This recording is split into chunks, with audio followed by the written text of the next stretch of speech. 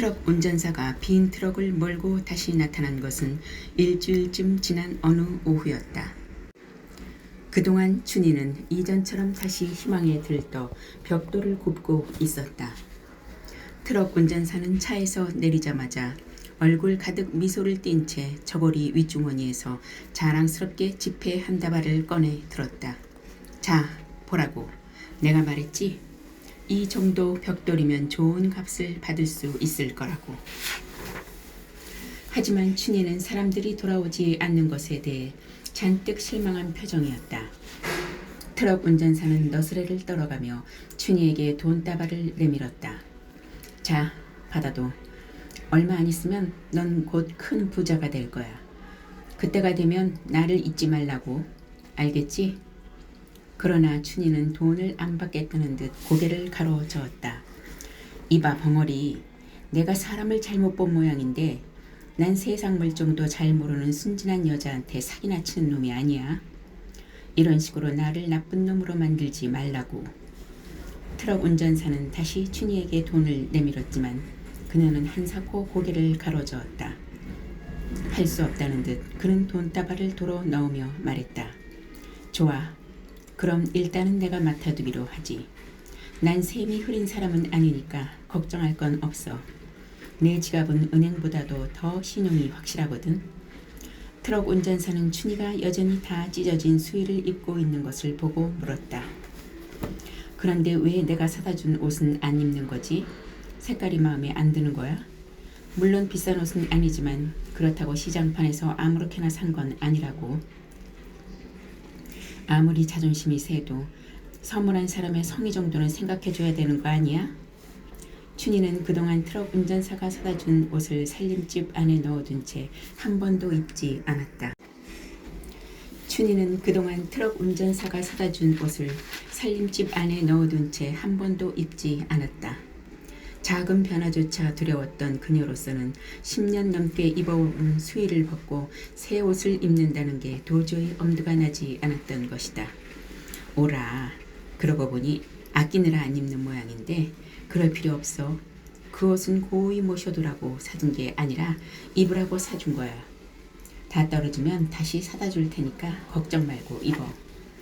그날 트럭 운전사는 다시 벽돌을 트럭 가득 싣고 떠났다.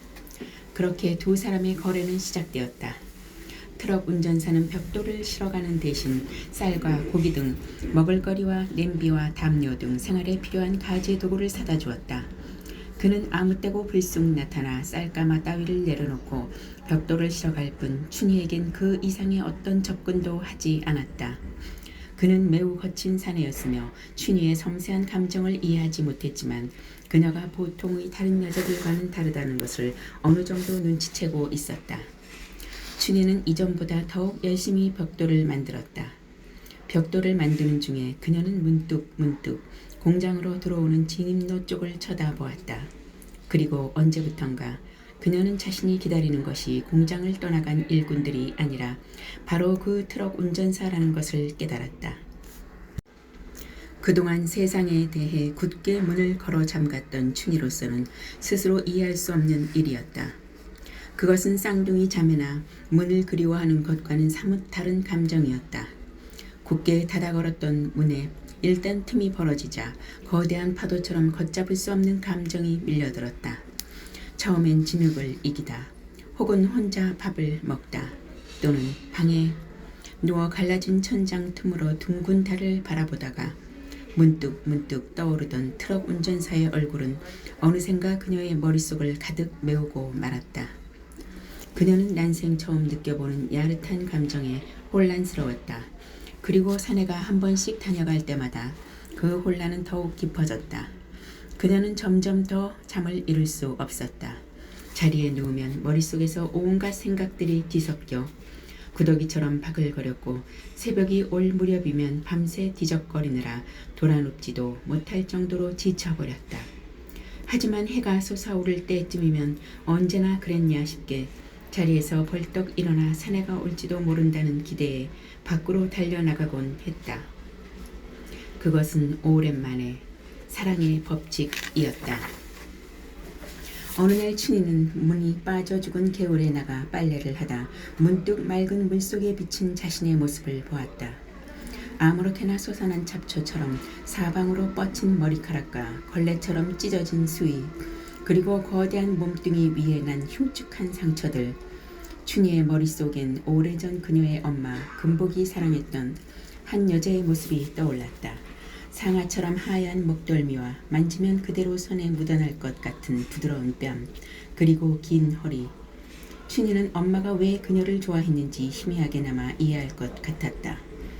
그날 집으로 돌아온 춘희는 마침내 걸레가 된 수의를 벗고 사내가 사준 노란 원피스를 입어 보았다. 다행히 맞춘 것처럼 몸에 꼭 맞았다.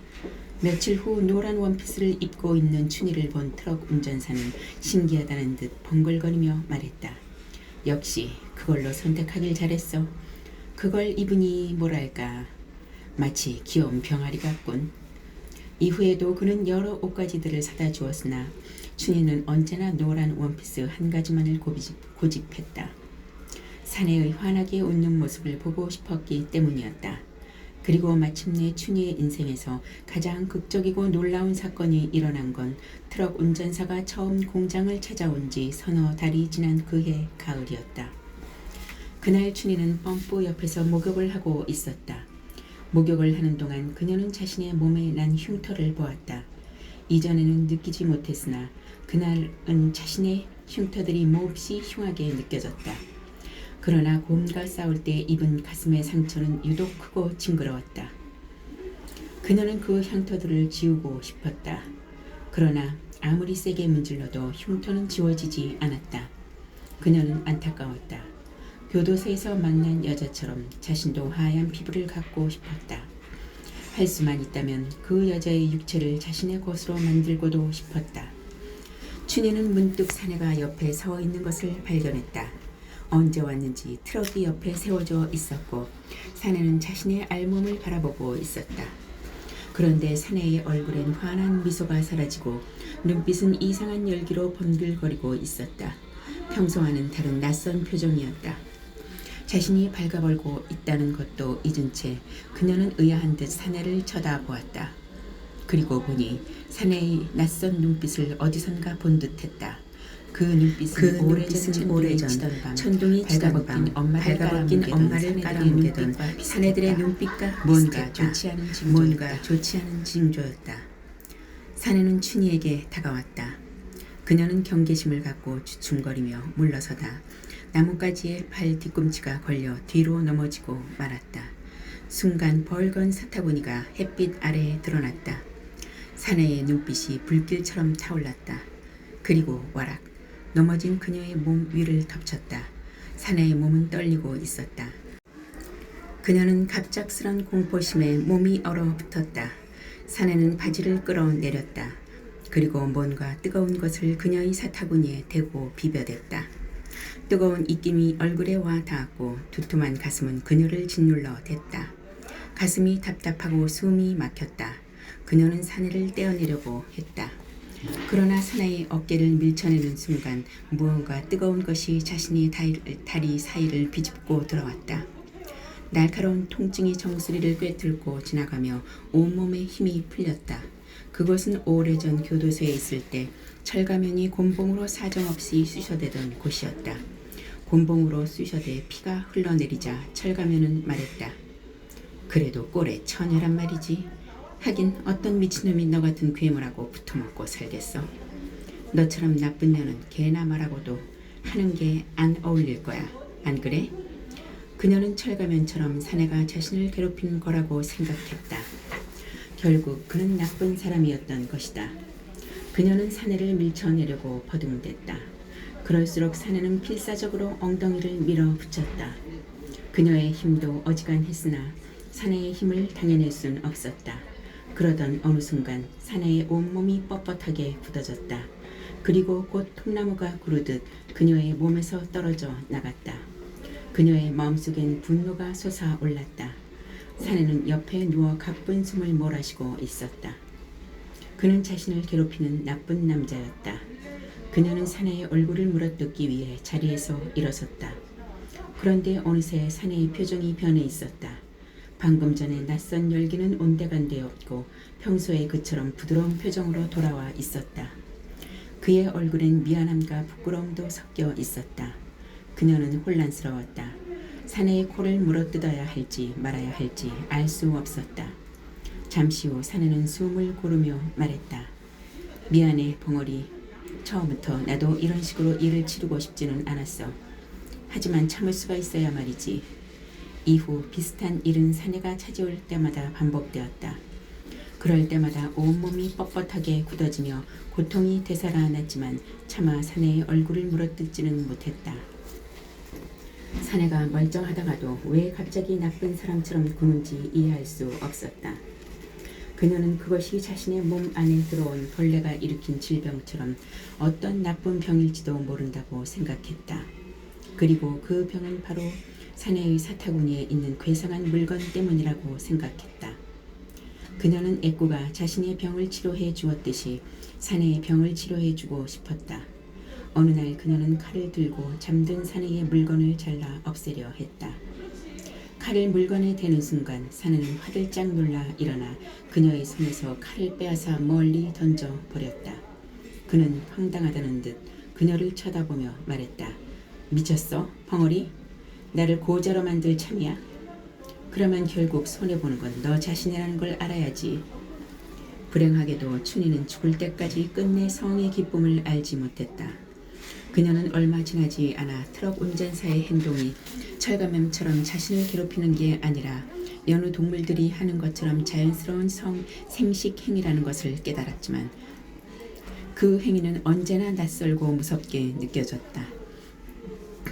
또한 정수리를 꿰뜬 통증이 사라진 뒤에도 여전히 그의 눈빛이 이상한 열기로 번득일 때면 이미 온몸이 뻣뻣하게 굳어지곤 했다. 그녀는 상대가 자신의 배 위에서 헐떡일 때마다 빨리 일이 끝나 그가 평소에 부드러운 얼굴로 돌아오기만을 바랬다. 그래서 자신을 안고 누워 우렁우렁한 목소리로 세상을 떠돌아다니며 겪은 일들을 들려주기를 바랬다. 비록 사내가 하는 말을 잘 알아듣진 못했지만 그의 몸에서 나는 구수한 냄새와 울림이 좋은 목소리는 그녀의 마음을 한없이 편안하게 해주었다. 그리고 어느덧 깊은 잠 속에서 빠져들게 만들었다. 춘희는 언젠가부터 사내가 오면 밥을 지어주었다. 그녀는 오래전 공장에서 여자들이 가마솥에 밥을 하던 장면을 기억해내 밥을 짓고 찬을 만들었다.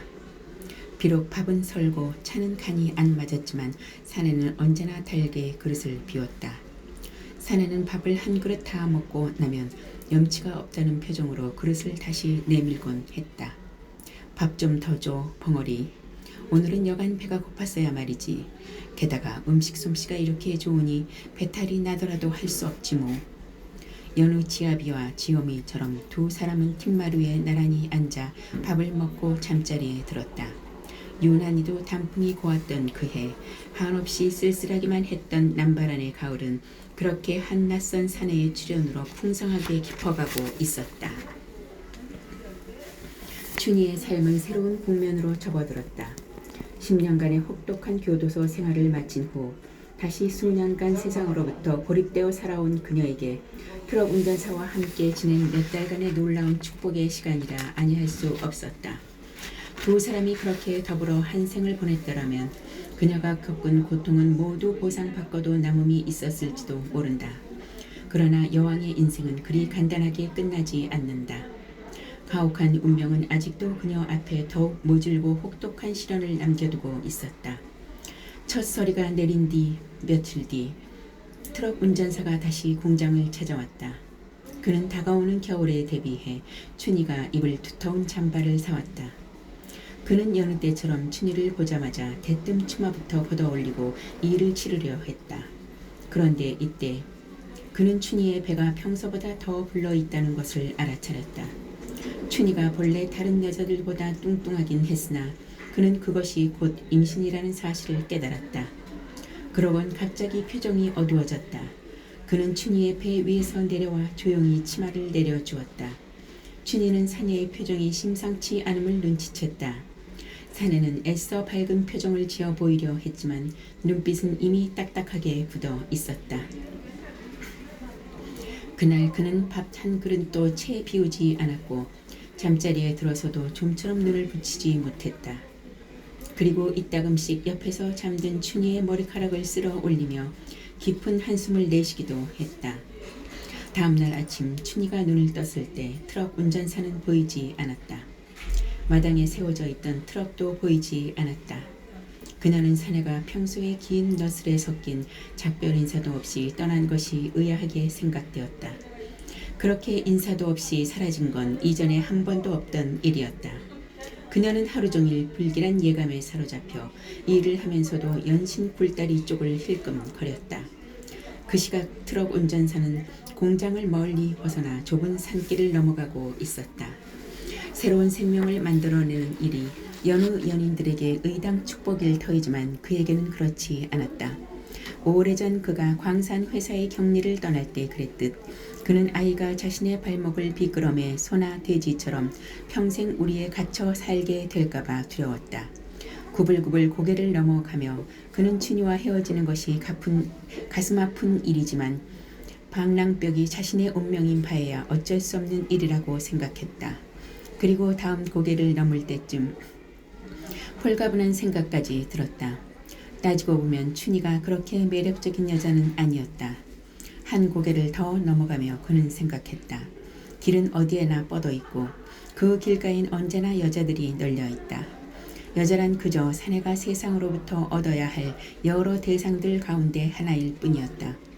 그리고 마지막 고개를 넘을 때쯤 그는 낯선 도시에 가서 새로운 여자를 만나 멋진 인생을 꾸려보겠다는 희망에 부풀었다. 마침내 트럭이 환하게 트인 길로 들어서자 그는 가속 페달을 힘껏 밟았다. 그렇게 트럭 운전사는 공장을 떠나갔고 그것이 그의 마지막 길이었다. 첫눈이 내릴 때까지도 트럭 운전사는 돌아오지 않았다. 춘희의 배는 점점 불러왔다. 교미가 끝나면 배가 불러오고 그 뒤에 새끼를 낳는다는 것을 야생동물들의 생태를 통해 그녀도 이미 알고 있었다. 그녀는 언제나 진입로 쪽을 쳐다보며 트럭 운전사가 돌아오기를 기다렸다. 춘희의 귀엔 사내가 떠날 때마다 하던 작별 인사가 맴돌았다. 좋아, 벙어리, 또 만나자고. 하지만 언제 오겠다는 약속은 못해. 내가 세상에서 제일 싫어하는 게 바로 약속이거든. 트럭 운전사는 자신의 말대로 약속도 없이 떠나갔고 공장엔 다시 적막이 찾아왔다. 그는 겨울이 깊도록 돌아오지 않았다. 뱃속에선 아이가 발길질을 하는 게 느껴졌다. 춘희는 자신의 몸속에서 자라는 소중한 생명체에 대한 두려움과 함께 가슴이 벅차오르는 뿌듯함을 느꼈다. 알을 품은 두무리 안의 암탉처럼 그녀는 홀로 어두운 방에서 조용히 겨울을 났다. 이듬해 봄이 되자 춘희는 만삭이 되어 자리에서 일어서기조차 힘들게 되어 있었다. 배는 끝도 없이 부풀어 올라 살이 트고 핏줄이 터졌다. 춘희는 배가 터져버리는 게 아닌가 싶어 겁이 나기도 했다. 그리고 이때쯤 공교롭게도 양식이 모두 떨어지고 말았다. 춘희는 근 1년 만에 다시 먹을 것을 찾아 야생으로 나설 수밖에 없었다. 하지만 때는 이른 봄이라 들판과 계곡에는 먹을거리가 남아있지 않았다.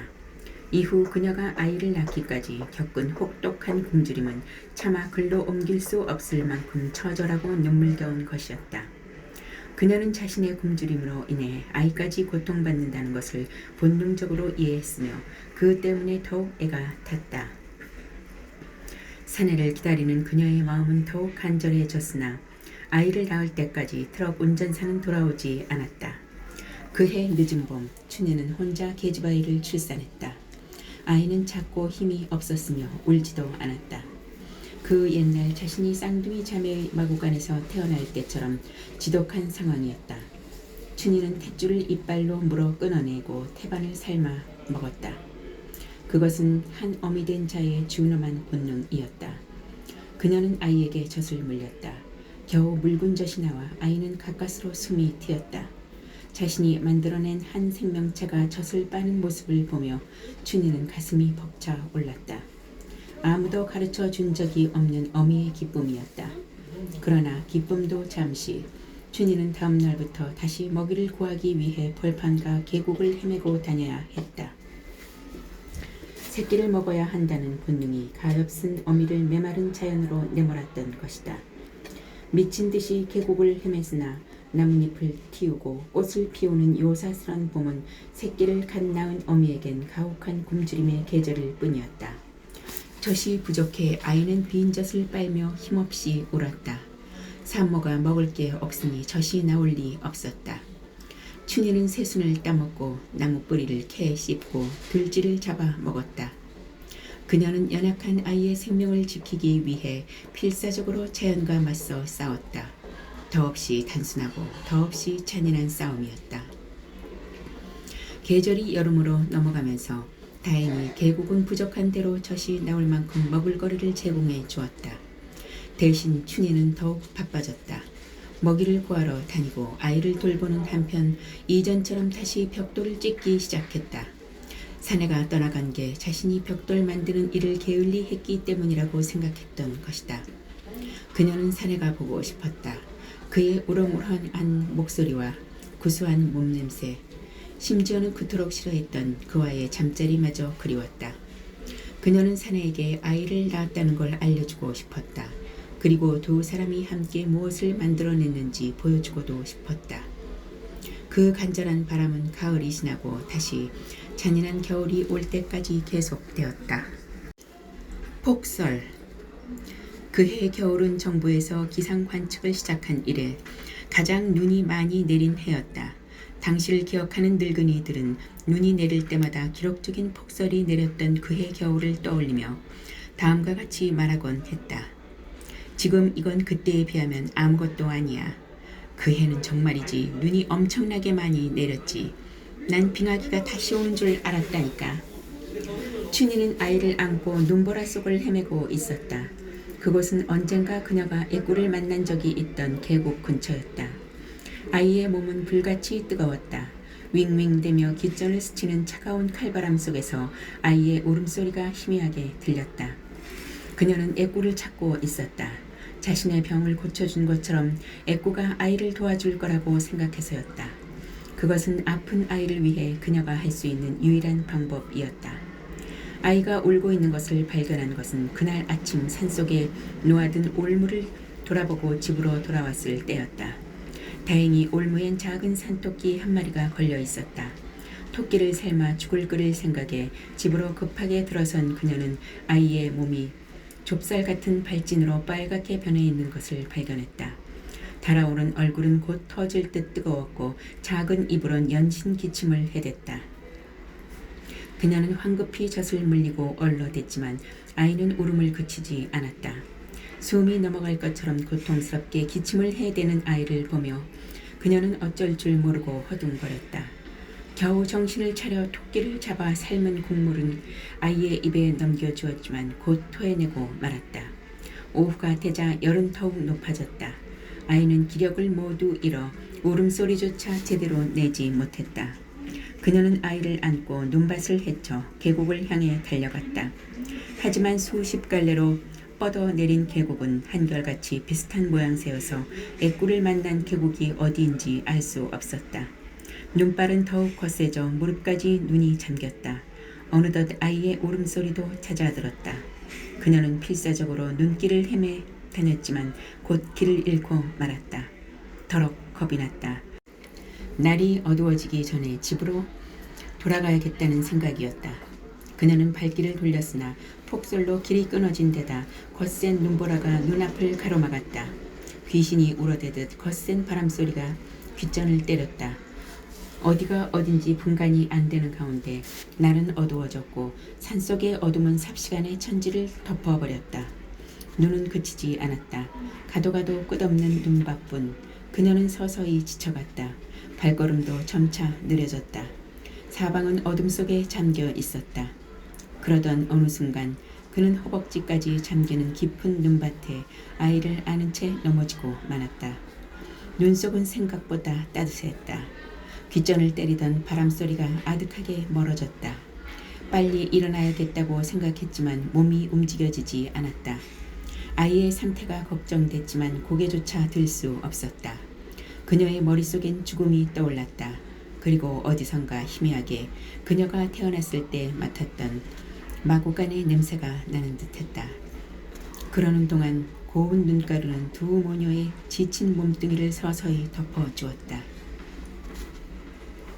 춘희가 아이를 안고 눈밭을 헤매던 그 시각, 트럭 운전사는 산길을 넘고 있었다.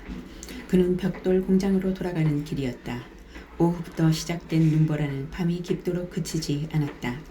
아니 오히려 갈수록 더 거세졌다. 그는 지쳐 있었다.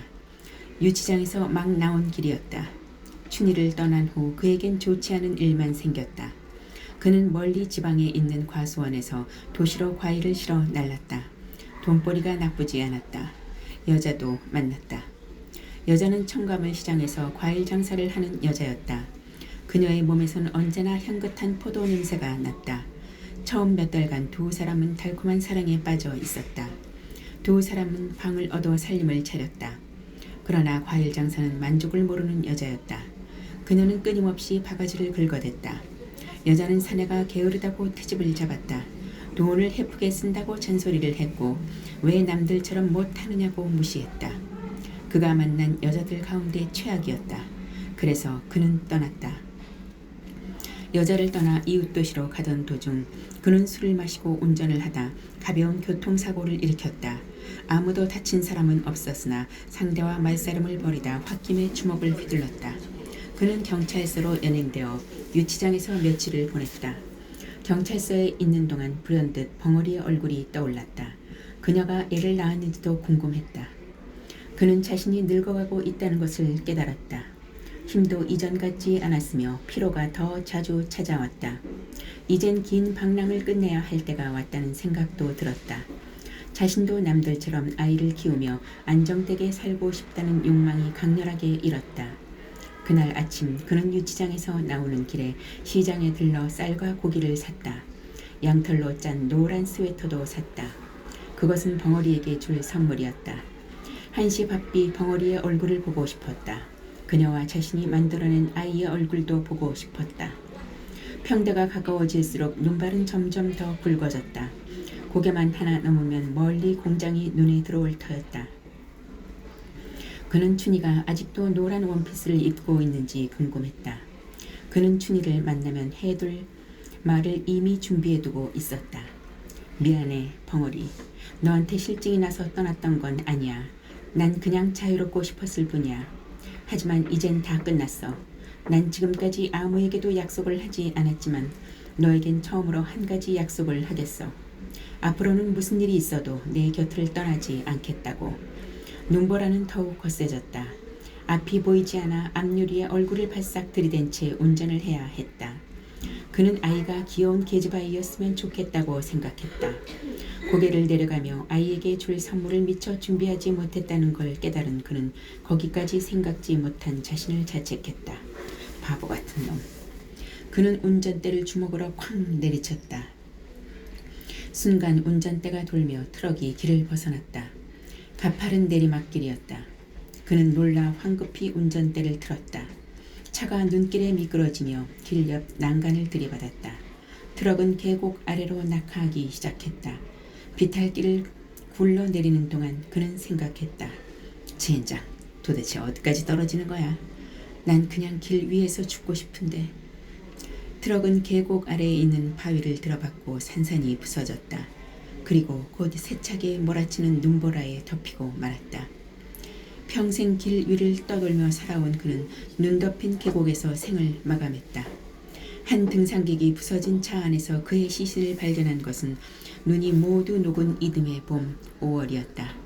그 장소는 벽돌 공장에서 불과 10월이밖에 떨어지지 않은 곳이었다. 춘희는 눈을 떴다. 찌를 듯이 눈이 아팠다. 천지를 하얗게 뒤덮은 눈밭 위에 태양이 솟아오르고 있었다. 언제 눈보라가 쳤나 싶게 사방은 고요하고 바람 한 점 불지 않았다. 그녀는 천천히 몸을 일으켰다. 몸이 천근이나 되는 듯 무거웠다. 그러다 문득 자신의 팔을 내려다 보았다. 아이가 보이지 않았다. 그녀는 깜짝 놀라 미친 듯 눈속을 파헤쳤다. 곧 눈 속에서 아이를 발견하고 급히 안아 올렸다. 아이의 몸은 얼음장처럼 차가웠다. 얼굴은 창백했으며 팔다리는 이미 축 늘어져 있었다. 아이가 죽었다는 것을 깨닫는 순간 돌이킬 수 없는 충격에 그녀는 뒤흔들었다. 그녀는 아이의 차가운 얼굴에 자신의 뺨을 비벼댔다. 죽음은 되돌릴 수 없었다. 그녀는 그 사실을 잘 알고 있었다. 그녀는 총 맞은 노루처럼 비틀거리다 무릎이 꺾였다. 그녀는 아이를 눈 위에 가만히 내려놓았다. 아이는 너무나 작고 연약했다. 그리고 죽어 있었다. 아이를 내려다보던 그녀에게 문득 해일처럼 거대한 슬픔이 밀려왔다. 그것은 한꺼번에 목을대를 밀고 터져나왔다. 춘희는 울었다. 절망적으로 슬프게 숨이 막힐 만큼 필사적으로 울었다. 태양은 점점 더 높이 솟아올랐다. 하얀 눈발에 춘희는 하나의 점으로 남아 울었다. 그간의 기나긴 외로움과 고통을 모두 담아내 울었다. 온몸을 떨며 격렬하게 울었다. 가슴이 터질 만큼 우렁차게, 목이 찢어질 만큼 처절하게 울었다.